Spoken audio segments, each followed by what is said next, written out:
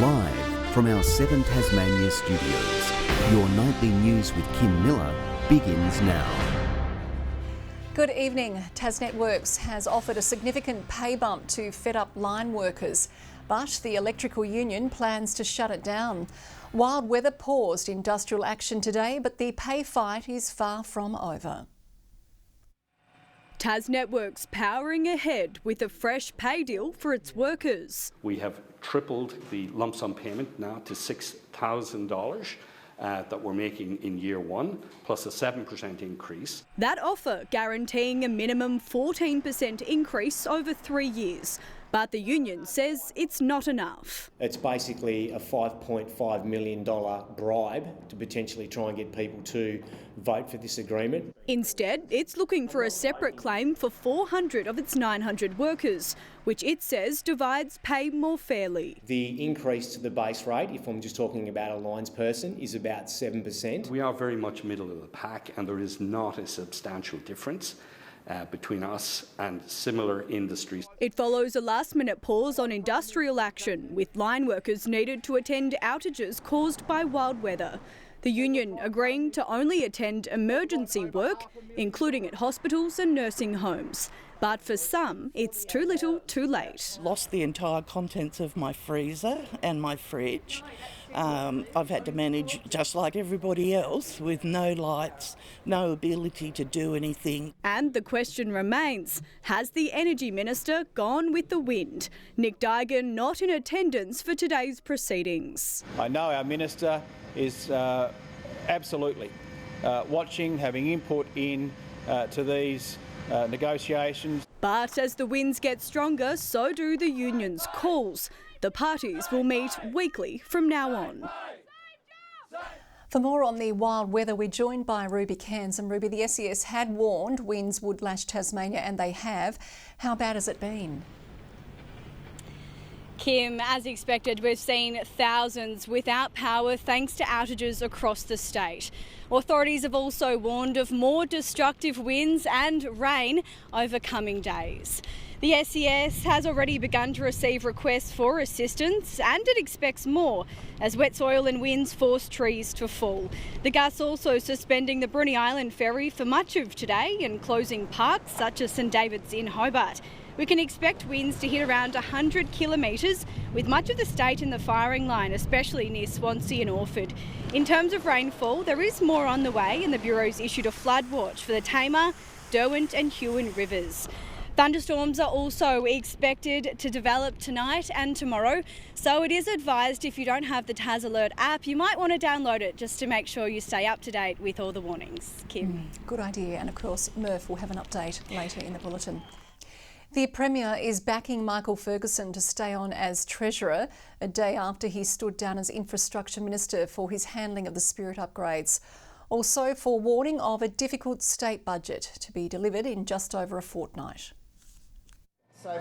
On a trip to Triabunna, the Premier is teaming up with Tashal workers to spruik the economic benefits of the salmon industry. It's massive up here. Triabunna previously had the chip mill, which was a massive employer for the town.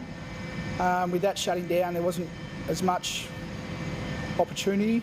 But while Jeremy Rockcliffe bravely samples the output of this salmon rendering plant, Labor smells something fishy as the Spirit of Tasmania saga continues to haunt the government. Michael Ferguson and Jeremy Rockcliffe sacked the chair of TT Line, hoping that meant he wouldn't present to the Public Accounts Committee. We have uncovered evidence of Michael Ferguson misleading parliamentary committees. We've uncovered evidence that the minister has continually misled Tasmanians. The Premier insisting Ferguson wasn't sacked and fobbing off calls to strip him of the Treasury portfolio ahead of next month's budget, already delayed by the state election. A difficult but a good budget this year will be delivered, where we do invest in those frontline services that Tasmanians care about. Michael is a very diligent member of the Parliament. Fresh polling from EMRS today has Dean Winter losing ground to Jeremy Rockliff as preferred Premier with a 15-point buffer. But the data's from before Ferguson's departure and the disintegration of the Jackie Lambie network, which is propping up his government. A situation now being resolved via fresh agreements with the crossbenchers who are already guaranteeing supply. Yes, we've got different ideas, different perspectives, but it's important that we come together in a good spirit for the benefit of all Tasmanians. Nick Kelly, 7 Tasmania News.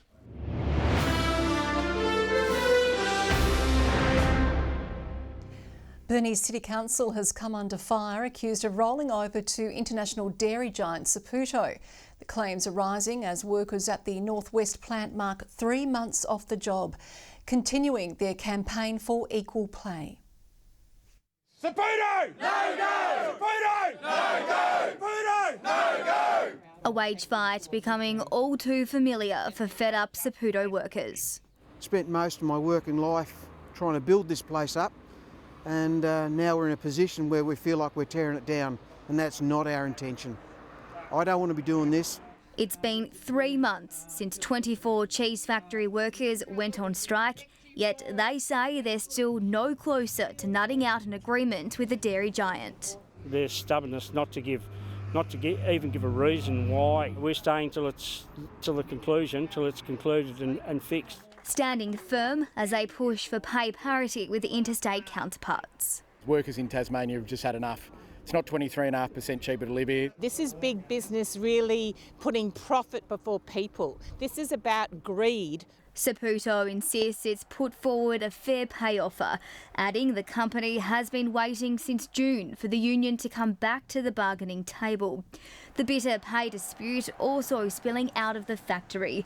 Burnie City Council accused of siding with the corporate giant, ordering shelters be removed from a site previously approved for strike action. We are seeing Burnie City Council being unreasonable and unworkable in ensuring that a peaceful protest can occur. Burnie City Council has refuted claims its actions are politically motivated, saying the permit to use the land was issued with clear conditions, and if the unions don't comply, it reserves the right to cancel it. It's simply about supporting a peaceful protest. Victoria Risto, 7 Tasmania News. There were no samples on offer for the Premier while checking in on hospitality students practising cocktail making because it's being done virtually. The VR goggles put students through their paces by simulating a real-world bar. It gives you a bunch of recipes to make and you just make the drinks, and you've got to try and get it as accurate as possible. It measures everything, it tells you what you're doing wrong, it tells you how to keep going, and there's always that safety net there to look at to tell you what's next, which you can't always replicate in a school environment. The equipment means students can be trained to work in hospitality at schools anywhere in the state. $80 million could be poured into rebuilding the crumbling War Memorial Pool in Glenorchy. Council voting in favour of a new facility which could include an indoor pool, a spa and sauna as well as a gym. While planning is still in the early stages, Glenorchy Mayor Sue Hickey says it will work on fixing the existing outside structure to be opened as soon as possible. A recent elector poll of 22,000 voted in favour of the site being redeveloped.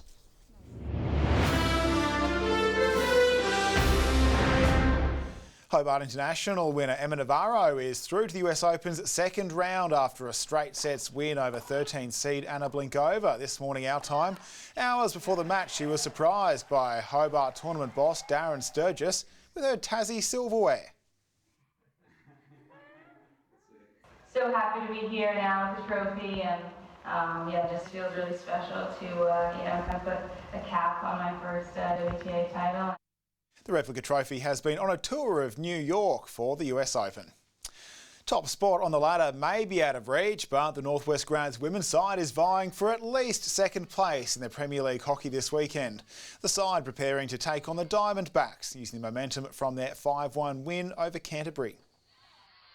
I think we've had 2 draws and 1 win against them, so it's always been close. There's no reason that won't be the case, and it could be that we play them 2 weeks in a row. Derwent have been putting up a strong fight, attempting to push the Northwest Grants men from 4th spot. But it's Uni versus Canterbury that will be the big game when round 20 rolls around. The disappointment of the cancelled practice games against the 36ers was short-lived as the Jackies see the fun in intra-club scratch matches. Fabian Krislovic is one of the players who will be expected to step up amid the loss of Jack McVeigh, but he says that and the distractions from the shock departure of Roman Sealepa aren't registering as they go for back-to-back titles. We haven't been too worried about external noise. We always come to practice every day just trying to do our best and improve 1% every day. The Jackies stopping by new sponsors St Luke's in Launceston ahead of their internal practice game at Elphin tonight. Good evening. Hobart, 20 degrees today. Now that was 7 degrees above average. Campania and Grove also on that mark. Launceston, Devonport and Burnie all reaching 14. Bushy Park and Friendly Beaches 19 today. Flinders Island 17. St Helens 16 degrees. Smithton, Strawn and King Island 15 and Lowhead 14. A bright band of cloud over the state. A few storm clouds too embedded in the cloud off the southwest of Tasmania. Look at that brisk airstream it's in. A long band of clouds still trails to the west from near Perth, Western Australia. A few thunderstorms over southeast Queensland with another mid-level cloud band over central Queensland. Tomorrow the cold front positions over eastern Tasmania and Victoria as another moves up the southern New South Wales coast, a high over most of the rest of the country. Strong west-northwesterly winds and tipping 50 knots over southern waters, swells at 8 metres in western waters. We have a severe weather warning for damaging winds for most of the state tomorrow, a storm force wind warning for the southwest coast, a gale warning for most other coastal waters and the inland lakes. Initial flood warnings too for the River Derwent and the Huon, a warning also to the state sheep graziers for the inclement weather on the way or continuing. Hobart 12, showers easing, a far cry from today. 10 the top for Geeveston, showers for Bothwell 9 degrees. Launceston the top tomorrow of 12 and rain and wind for Devonport 12 as well, 11 the high for Cressy. Burnie tomorrow expecting a top of 11 degrees, same for Strawn and 13 for Curry, all with windy day and rain on the way. And for St Helens, rain easing, 13 degrees, same for Swansea, 12 the top for Orford. On Thursday, showers mainly over the west, little reaching the east coast, snow to 700 metres. Still windy on Friday, most of the rain contracting to the north and west in the evening. And on Saturday, a few more showers again, small hail about the southwest as the northwesterlies continue to blow. Similar weather over Adelaide and Melbourne tomorrow with highs of 17 degrees. Mostly sunny but windy in Sydney, 28 there, and a fine 31 in Brisbane. And currently it's either windy and wet or about to be windy and wet, and with the big winds and also the high swells, Kim, I'm too frightened to take a bath at the moment. Pity those poor people coming across best straight on a boat tonight. I reckon it's time you move your bath just back inside though, if that might fix it. That is all from the 7 Tasmania team for this Tuesday. Thanks for your company. For now, it's good night.